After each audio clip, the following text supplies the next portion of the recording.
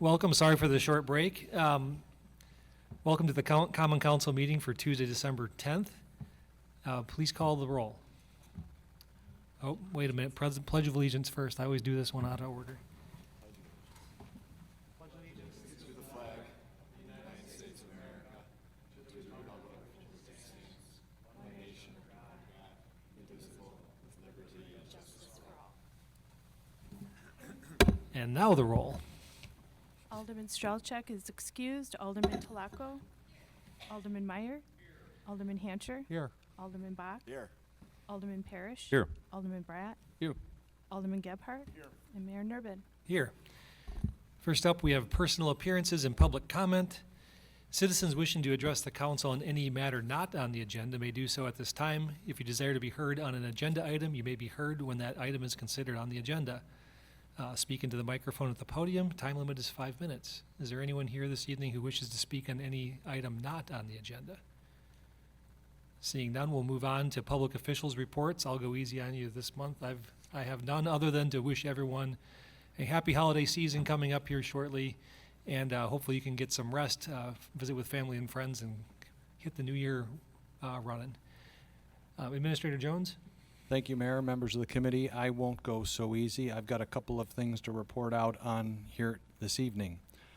First, on this evening's agenda, we have a contract for a civic campus master plan. We are seeking to bring in a consultant to help us with a visioning process for the civic campus master plan, which includes City Hall, our community pool, the library, the parking lot adjacent to some of these facilities, as well as Renneke Field and some of the pertinent facilities across Cedarburg Road adjacent to the river. There's been some information floating around within the community that is somewhat inaccurate with respect to the future of Renneke Field. And this information indicates, through a petition and other postings in social media, that the city has made a decision to shut down Renneke Field and close it for future use. I am here this evening to indicate that that decision has not been made by the city, and the process that we will be going through with the firm that we're looking to hire this evening will be open, deliberative, and transparent with respect to the future uses in and around the civic campus. So there will be baseball played on Renneke Field in 2025. No decision has been made to close that facility for use as a baseball field, as it has been for decades here in the community. And we look forward to inviting all members of the community and other stakeholder groups here in Mequon and Thiensville to participate in our visioning process for the master plan as we kick it off in early 2025. Secondly, with the retirement of Police Chief Pat Pryor, the Police Commission has now met twice in terms of determining next steps for the process that they will be following to select the city's next police chief. As part of those deliberations, they will be hosting, the Police Commission that is, a community listening session here in these council chambers next Thursday evening, December 19th, beginning at 6:30 p.m. This will be an opportunity for members of the community to share their perspectives on the future of community policing here in Mequon, and the commission will use that information to inform next steps within the hiring and selection process. For those who are unable to make the meeting next Thursday evening, there is also a brief online survey that's available on the city website that any interested residents or other parties can take through Thursday, January 2nd. Those survey results will also be shared with the Police Commission as they deliberate next steps. And lastly, here on Monday, property tax bills were mailed out to all property owners here in Mequon, and the Finance Department is geared up and ready to take payments every day between now and January 31st. Payments will be accepted between 8:30 and 4 p.m. in person, and here at City Hall, staff will not be accepting cash payments, any cash payments that exceed $500. Residents who are not able to make it in between 8:30 and 4 also have the option of paying their property taxes online through a portal that's available on the city website. And Port Washington State Bank, our designated bank here with the city, also is set up to take payments at both their Mequon branch and their Thiensville branch through January 31st. Mayor, that's my report. Thank you. Good reminder about the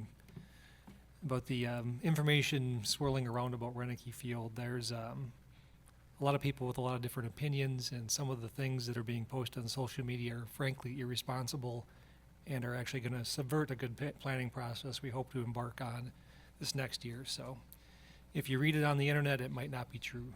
Shocking. Next up, we have we have the consent agenda, which comprises of 12 sets of minutes from boards and commissions and a staff report, as well as one resolution. The one we just considered is the Sewer Utility District Commission that passed 5-2. Is there a motion to approve the consent agenda? Mayor? Yes. Mayor, I'd like to exclude Resolution 4159 from the consent. Okay, there's a motion to exclude item M from the consent agenda. Is there a motion to approve items A through L?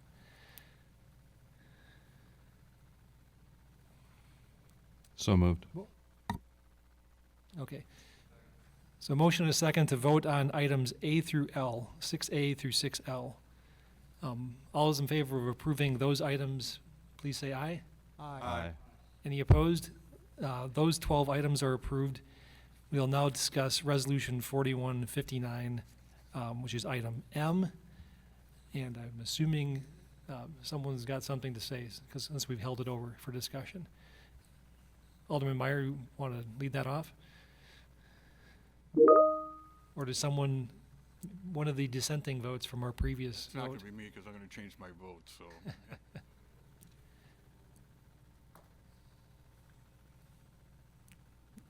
Does anyone want to talk about Resolution 4159 or make a motion to approve? I move approval. Second. Okay, we have a motion and a second. Are there any comments on Resolution 4159? Or if there are none, we can call the roll.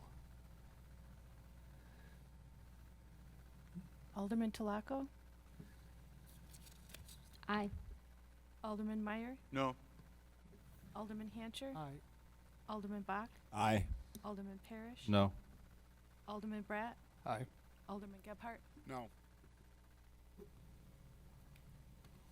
4-3.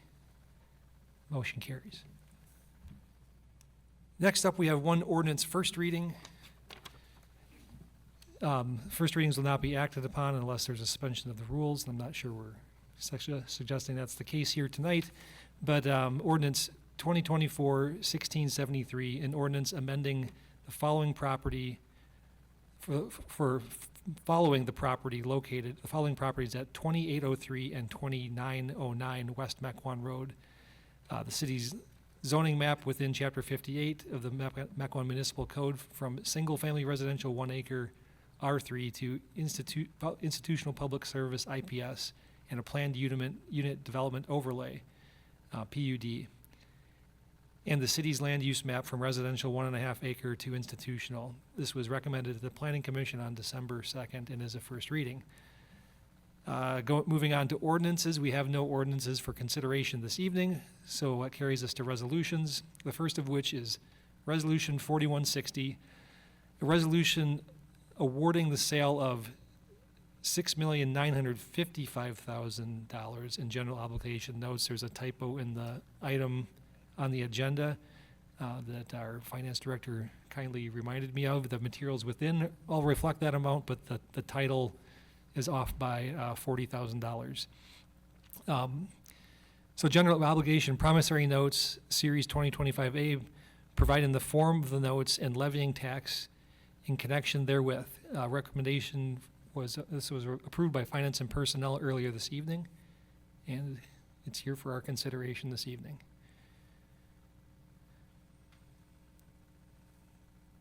Are there any questions or a motion? And move approval of Resolution 4160. Motion and a second. Just so the public at home can follow along, there's a short list of projects this will be used for. Administrator Jones has them handy here, so I can read them to you. A good chunk of that is for the city's annual road program, the next 3 years of those improvement projects. Another project is for the long-anticipated brush site improvement, making that more accessible to residents and improving access and controlling access, as well as a couple of parking lots, improvements to the council chambers we sit in tonight, so we'll actually get modern audiovisual equipment and fix the HVAC system that fails routinely. And those are just some of the projects you'll see coming your way if this item is approved tonight. So there was a motion and a second. Any further discussion? If there is none, please call the roll. Alderman Meyer. Aye. Alderman Hancher. Aye. Alderman Bach. Aye. Alderman Parrish. Aye. Alderman Bratt. Aye. Alderman Gebhardt. Aye. Alderman Talaco. And that resolution is approved.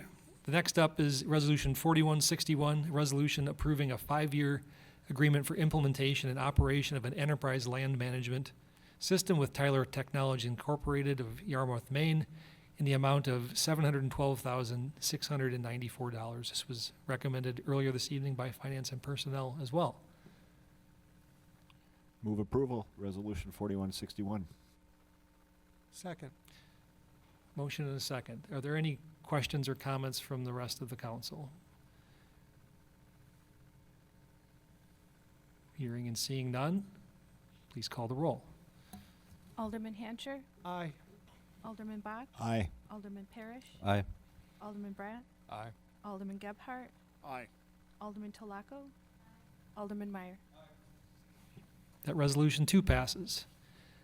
On to Resolution 4162, a resolution adopting the compensation plan for non-represented employees for fiscal year 2025. This was also recommended earlier this evening by the Finance and Personnel Committee.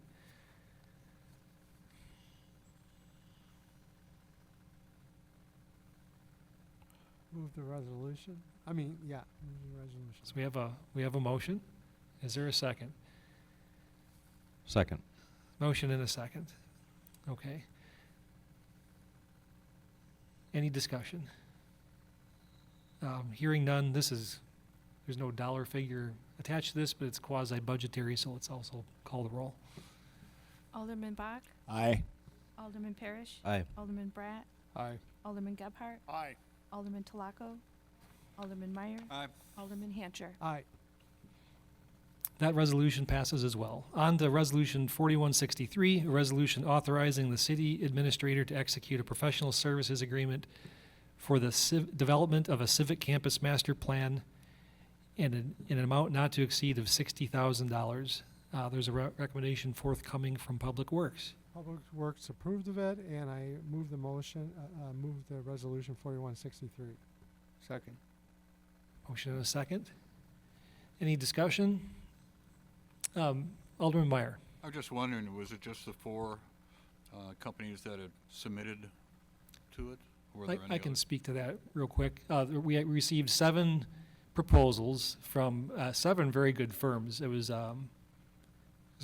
kind of hard to pick, so we had a committee of staff members. I participated. Alderman Bratt, with his expertise in parks and planning from Milwaukee County, participated in the process. We have each independently evaluated them, and we had sought to narrow it down to 2 or 3.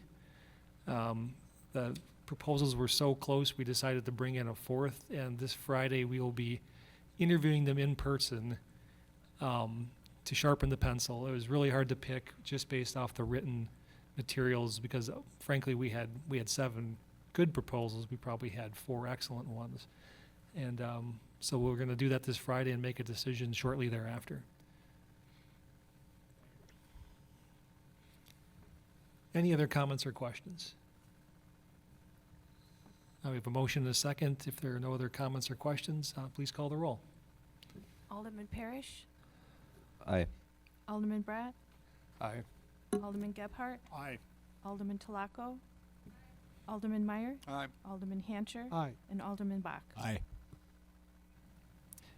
On to Resolution 4164, a resolution awarding a construction contract for the city brush site improvement project to Vinton Construction Company of Two Rivers, Wisconsin, in an amount not to exceed of $1,014,191. There's a recommendation forthcoming from Public Works this evening. Public Works approved of it, and I move resolution 4164. Second. Motion and a second. Alderman Parrish. Thank you. I'm just trying to remember how the ARPA funding flowed, because I thought a majority of the site was being paid by ARPA. And then tonight when we talked about the loan borrowing, it seems like part of the loan or the note borrowing proceeds is for the brush site. So did the costs go over, or was it the environmental? Director Lundin will give us a quick refresher on the numbers. We spoke about this conceptually a few months ago, and at a high level, the ARPA funding covers the gate, but the other improvements to the driveway and there'll be no building anymore, but it was the Yeah. concrete and asphalt work that was not covered. Okay. Correct. So that is the breakdown. The automated gate is paid for by ARPA, and the parking lot is the right-of-way asset management funds or the parking lot funds. So Which I think is always, we last looked which at this has in, historically been funded through I borrowing. think it was August, when it was before us at Committee of the Whole, and there was potential consideration of a building, which we did not choose to go forward with. Then there was a narrow vote on whether to include a pad to build a building, which passed 5-4 on my tie break. But we subsequently got sharper numbers on that item, and we, internally at the staff level, we struck that item because the cost almost doubled from the initial estimate, so we took that item out. The original estimate for that was $165,000, and it came in at $120,000 more than that. Thank you. So that's I was not just trying included. to determine if it was overages or if it was because of the decision we made. But Yeah, we'll stick with our decision, I suppose. Thank you. No worries. This is Yeah. a good spot, a good time to revisit it, especially as we're about to take final action on it. And valid to clarify that it does not include any remediation then. So it's just the automated gate and the construction of the parking lot. No building ever. Well, building would require remediation, so we're not preparing for that at this point. Agreed. No, a good reminder for everyone and the public who's watching at home who may have missed the Committee of the Whole meeting a few months ago. Any other questions from anyone on the council? Or a motion? Wait a minute, we had a motion, okay. We have a motion and a second, well. Okay, if there are no other questions, please call the roll. Oh, go ahead, we'll pause for the comment. I struggle with this one, $1 million for a brush site with our priorities. I just don't know if this is a must. The ARPA funding is great, let's get the gate. I really am struggling at $800,000 for pavement when Mequon needs other things. So I know that this has been marked as an important thing. I just see this, I can see this money spent better else besides putting some brush on some fresh concrete, because it's going to make things easier to move it around. I'm just really struggling with this approval tonight. Do you care to come back up, Director Lundy? The concrete isn't for putting the brush on, it's for the heavy equipment that moves in and out, I believe, so we don't have to repair the rutting that occurs. But I don't want to speak entirely for you, I'm just recanting what I recall from August. Correct. And the right-of-way asset management fund and the borrowing associated with it has typically, or at least over the last two borrowings, has also included our parking lot monies, which the brush site is the next available one to do so. So the bid did include contemplation of either asphalt or concrete. In this case, we are recommending concrete. It is a net savings of $190,000 to do asphalt instead, but would still be $735,000 to redo as asphalt It would need to be replaced sooner. sooner. The concrete will exceed the lifespan of the asphalt by 10 to 15 years. I Correct. think was in the staff report. And it is because of the grinding machine itself that we have to bring in for the brush, in addition to the loaders, and perhaps most impactful is the turning movements of all of the vehicles that just are a lot harder on asphalt. And if you've ever been at an intersection where people stop at the same location, it can cause asphalt to slide. Yeah, that's why all the bus stops in the city of Milwaukee, if they're asphalt, they're rutted up because of the stopping of the bus, and that's why they've been moving to concrete over time when they can get to it as well. Mayor, Sure. weren't you going to consider a hybrid, where the areas where there was going to be heavy usage was going to be concrete, and then the rest was going to be asphalt? Are there any opportunities for savings? Perhaps this is not the meeting for that. I think we asked for both quotes at the last meeting in August. And then a We did decision with- was decided. Then we asked for like a hybrid version, I recall. And did we roll I that don't out? recall that. The problem with that is the actual preparation of the surface would be different then, because of the depth of base for each of the materials, and then the depth of the concrete versus the depth of the asphalt. So while we didn't fit it that way, so it's just my guess that it would actually be more expensive, because it would be more work for the contractor to have the two different types of base material for the two different types of pavement. Okay. Well, I am having a little buyer's remorse, as you heard, but I am going to honor our strategic plan, and we made the decision, so I'll be voting yes. Thank you. Thank you. Any other questions? Hearing and seeing none, please call the roll. Alderman Bratt, Yes. Alderman Gebhardt, Yes. Alderman Talaco, No. Alderman Meyer, Yes. Alderman Hancher, Aye. Alderman Bach, Aye. Alderman Parrish. Yes. That resolution carries.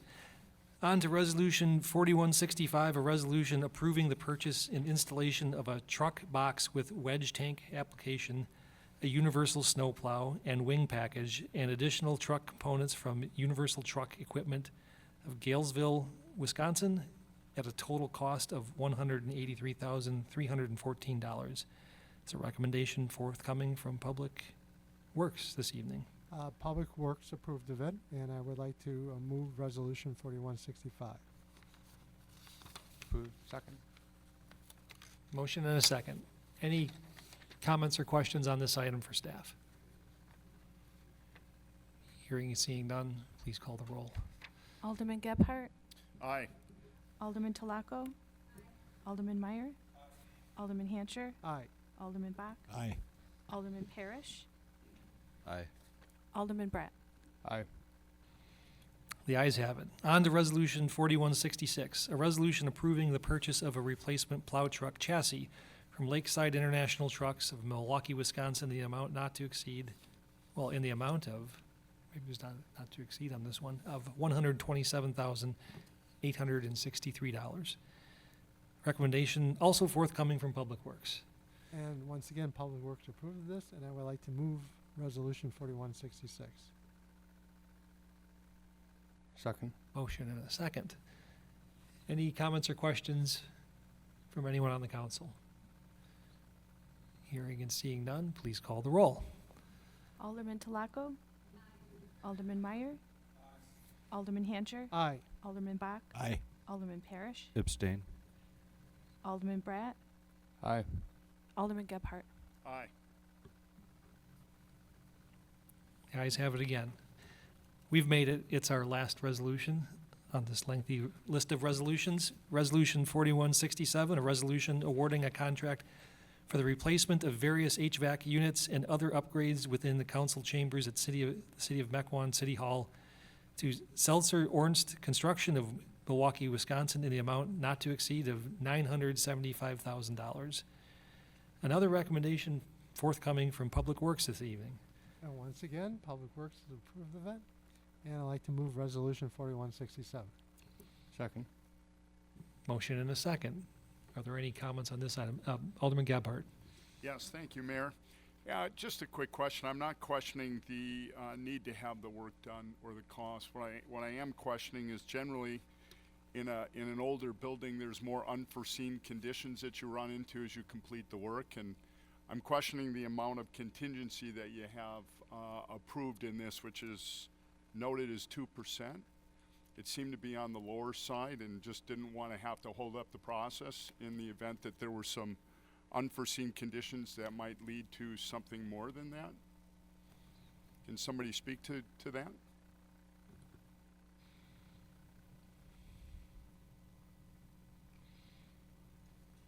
I can. You are correct. There are portions of the contract that I think were less concerned. The windows, for example, that we're less concerned about needing contingency for. There's just less variables and unknowns related to it. So I think we were comfortable with the recommendation of the 975, although we're always happy if you provide authorization for more.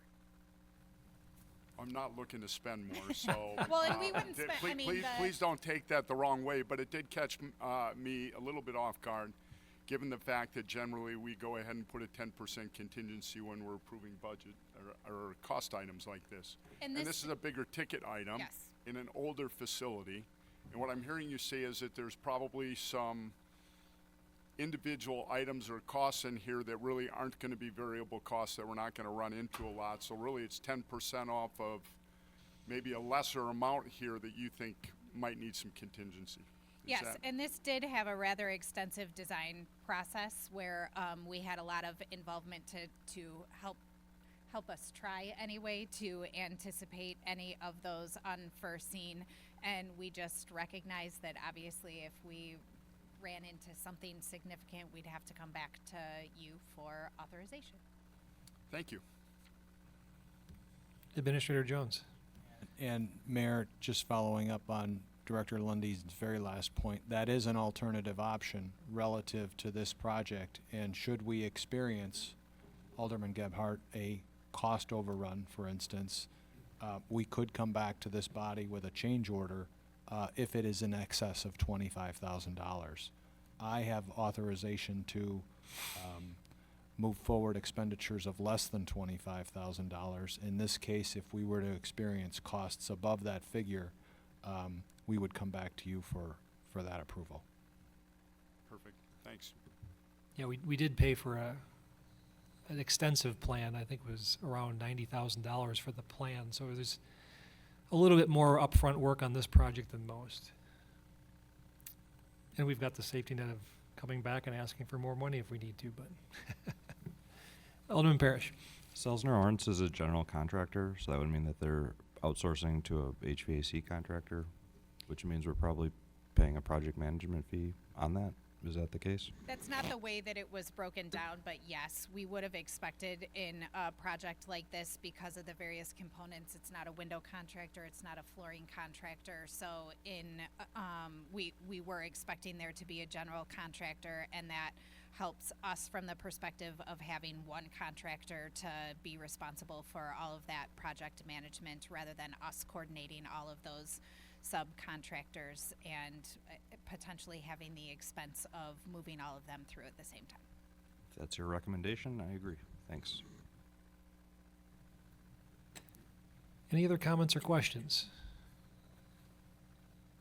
Hearing none, please call the roll. Alderman Meyer. Alderman Hancher. Aye. Alderman Bach. Aye. Alderman Parrish. Aye. Alderman Bratt. Aye. Alderman Gebhardt. Aye. Alderman Telako. That resolution passes as well. We have no specified unfinished business from prior meetings. We have no specified new business. We do have one potential closed session item pertaining to possible acquisition of 11015 North Market Street. The Common Council may convene into closed session pursuant to Wisconsin Statutes 19.85 Prin 1 Prin E for the purposes of deliberating or negotiating the purchase of public properties the investment of public funds, or conducting other specified public business whenever competitive or bargaining reasons require a closed session, and then may reconvene into open session to take such action as it deems appropriate. Is there a motion to go into closed session? Move to go into closed session. Motion and a second. Please call the roll. Alderman Hancher, Aye. Alderman Bach, Aye. Alderman Parrish, Aye. Alderman Bratt, Aye. Alderman Gebhardt, Aye. Alderman Telacco, Alderman Meyer, Mayor Nurbin. Aye. I can't say for certain whether or not we'll need to take action afterwards, so we might be back. We'll close the meeting here. We won't close it in closed session, so we'll leave you with a cliffhanger. Thanks, and we'll see you in some unspecified amount of time.